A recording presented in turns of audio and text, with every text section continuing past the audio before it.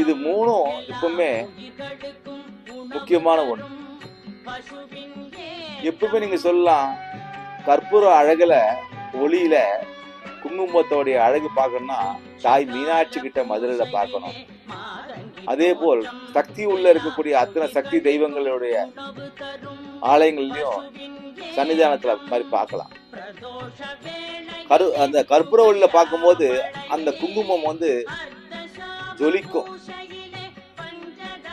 அவ்வளவு வலிமை வாய்ந்த சக்தி வாய்ந்த அந்த குங்குமம் மரியாதைக்குரியது, வணக்கத்துக்குரியது.